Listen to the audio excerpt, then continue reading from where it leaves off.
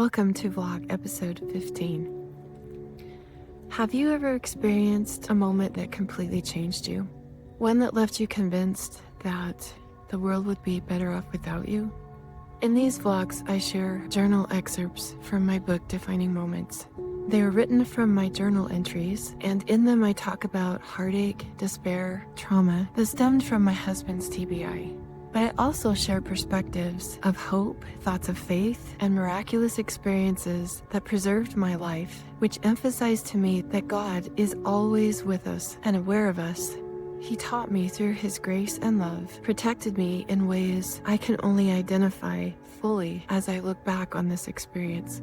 I hope these stories bring you renewed possibilities, clarity, and faith in your darkest moments. Welcome to vlog episode 15. It was in the summer of 1993. I was pregnant, and along with being pregnant, I was very emotional. I didn't want to find out if my baby was a boy or a girl. I knew I would have been devastated if he were disappointed in it being another girl. At this time, I was very emotionally unstable. Anyone that's pregnant knows you have a lot of emotions. At this time, I had extreme emotions going through me. I was married to my husband with the TBI. He had no emotional ability to empathize or compassion to give to me. He would keep my family away from me most of the time because he didn't agree with something they said or they did. His brain didn't allow him to logically understand, and he would respond in a very concrete, perseverating way in his brain because that's where his brain was injured. I felt so alone. My baby girl was the only way that I felt happy. I'm sure that she was the only way that my husband felt happy too.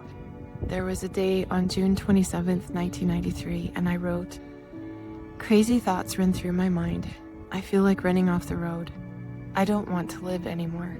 But I love my daughter so much I cannot begin to explain how I wish I could simply disappear, go away, far away.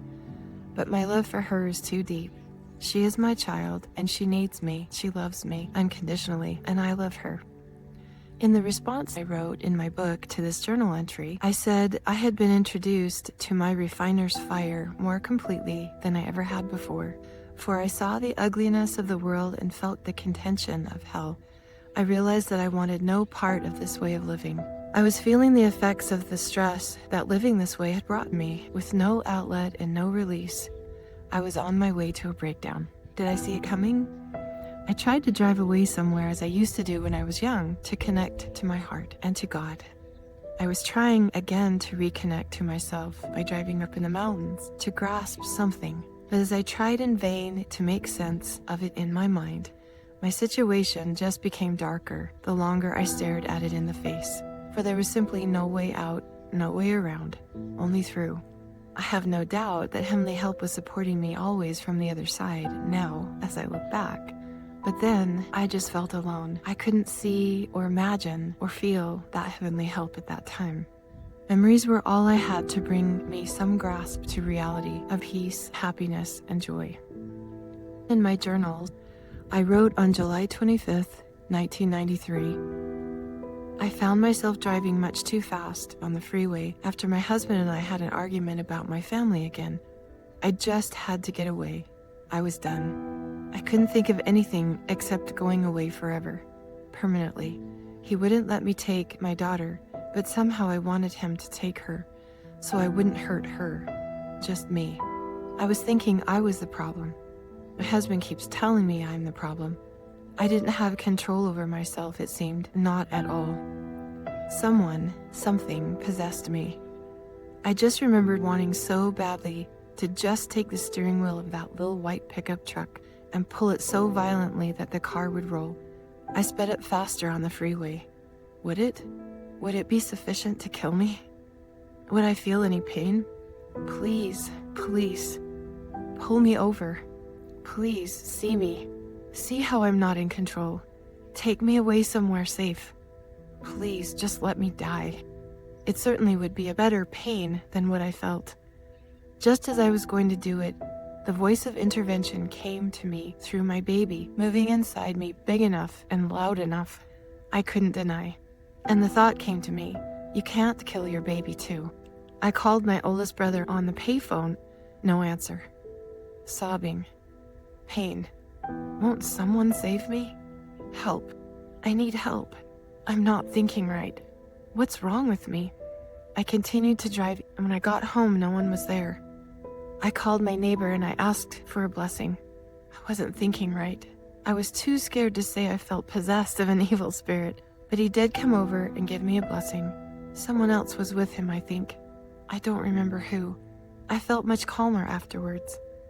I realized my unborn baby saved my life. Trauma has many faces, but essentially it comes from feeling feelings like we don't matter. Addiction and suicide come from trauma. Trauma changes our identity, like how we see ourselves and how we see each other.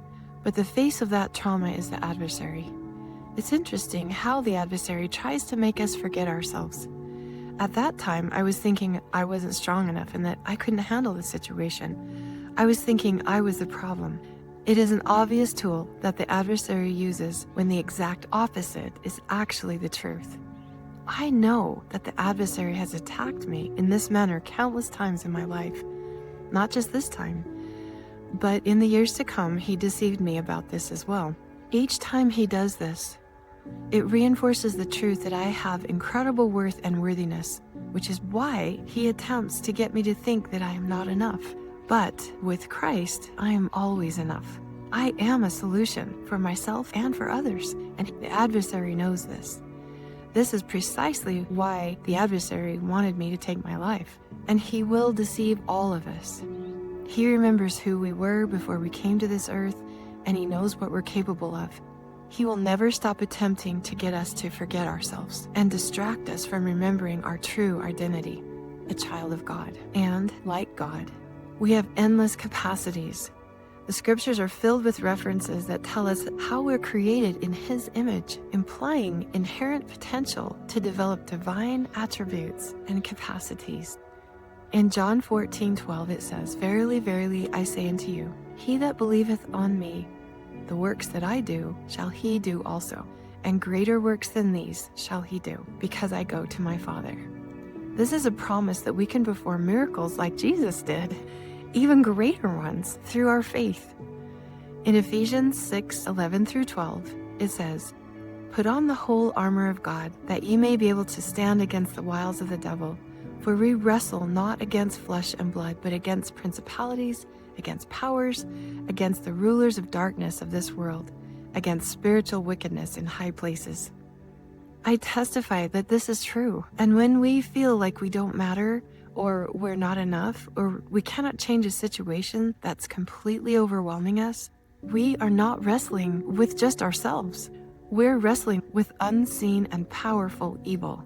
But we have been purposely placed on this earth at this time to have the ability to combat this adversary, first through awareness, and then through the small and simple things like prayer and reading our scriptures, which bring about big blessings and power to combat this adversary which would destroy us. God died for us to ensure our eternal life and exaltation, that we may have all that we desire and more, that we may have all that he has. I don't know about you, but that's pretty motivating for me. I am so grateful looking back now that I went through that experience where I had that extreme emotion of wanting to take my life. It might sound crazy to say that I'm grateful for that experience, but I truly am. It's helped me empathize with others in a way I never could have understood. I get how that feels, the despair, the loneliness, and trauma that it takes for that kind of experience to manifest itself. But I'm also so very grateful to my Father in heaven and my unborn baby for rescuing my life that day. It's surprising to me as I look back. I didn't think about my daughter at that time. The adversary has a way of taking memories from us, of getting us to think about those things that he wants us to think about so that we'll do whatever he wants us to do, which is to destroy us. Whether we're addicted to something, whether we are depressed or anxious, or maybe just want to be alone and not reach out to anyone. He clouds our mind so that we can't think straight. He doesn't let us remember those people that can help us. This happened so many times in my life. It took me a long time to learn the lessons that I needed to learn. But those were the lessons I needed to learn. As I look back, I realize I know so many more things now to respond and to react to situations in my life where I'm feeling those extreme emotions. A friend of mine, Gainalyn Condi, who speaks about staying versus suicide, said something that struck me once. She said, "I've forgotten the song of my soul. Can you sing it for me?" If you're feeling like this, I hope you stay tuned to these vlogs or reach out to me. I would love to help.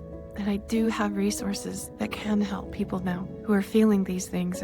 It doesn't have to be a spouse with a TBI. It can be any number of things. Whatever it is that's bringing you down, don't let it destroy you. Life does get better. Sometimes it takes a while, but we can do it. And when we reach out to people who understand, who know what it feels like, who can empathize and just be with you in that moment. If I had had that, I wouldn't have been in that situation. And I know when we give him the chance, things always get better. But they get better quicker when we reach out to somebody who can help.